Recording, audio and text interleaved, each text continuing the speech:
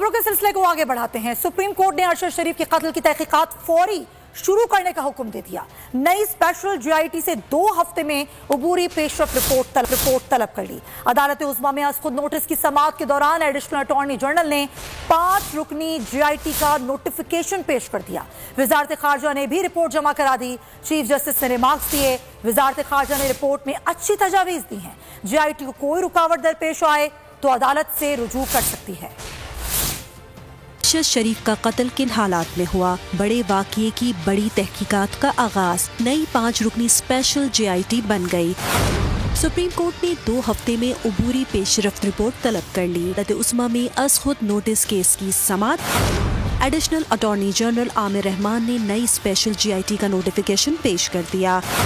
Director cyber crime FIA Waqaruddin Syed JIT के रुकन, joint director IB Sajid ज्ञानी, DIG उवैस अहमद भी हिस्सा होंगे।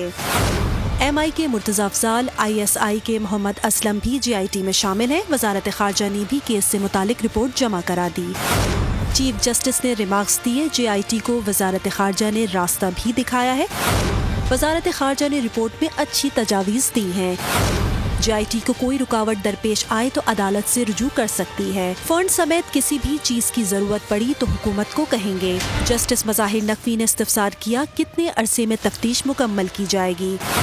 एडिशनल अटॉर्नी जनरल ने कहा, तफ्तीश कीनिया पुलिस के ताउन के रहमो करम पर होगी। जस्टिस मज़ाहिर नकवी ने रिमार्क्स दिए, मुमकिन है कि मुल्जिमान खुद पेश हो जाएं।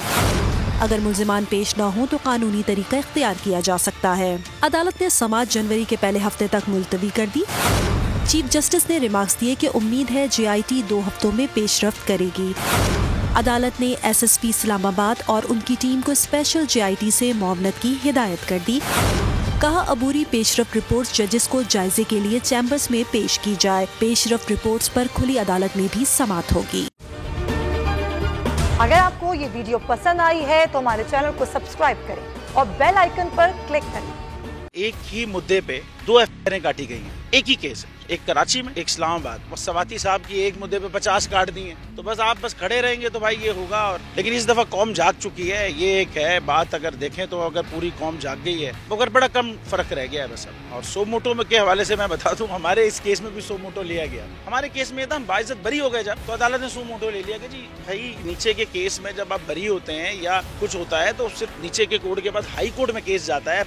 एक अपील होती है, एक प्रोसेस है कानून का, उसके बाद सुप्रीम कोर्ट केस जाता है। ये नहीं हुआ हमारे केस में। सुमोट हो गया कि जी ये इस केस को वापस से सुना जाए। एक इल्जाम लगाया, बड़ा शोर हो गया, पता नहीं क्या हो गया जी। इल्जाम लगाया कि एक इदारे के एक ब्रिगेडियर साहब ने रिश्वत दी है जज साहब को। हमारे केस में ना हमने रिश्वत दी है ना हमने ली। हम इल्जाम ये कि एक ब्रिगेडियर साहब ने रिश्वत दी है एक जज साहब पे। अच्छा जी, कैसे आप ये कह रहे हैं जी? कोई दूसरे जज साहब कह रहे हैं मैंने सुना है कि जी इसने रिश्वत दी है। वो जज साहब कह रहे हैं जी मैंने तो नहीं दी, मैं तो नहीं ली रिश्वत। अब वो जिस जज साहब ने ये कहा जी मैंने सुना है, उनके अपने कंडक्ट पे जो सुप्रीम जुडिशल काउंसिल है उन्होंने अपने कंडक्ट, उनको उस जज को उस कंडक्ट पे निकाला है कि वो आप उसी इदारे के खिलाफ कई कार्रवाइयां, स्पीचेस, चीजें कर रहा था उस वक्त, तो उनको उस बेसिस पे निकाला। अब उसकी उधर बात गलत थी, हमारे केस में सही थी।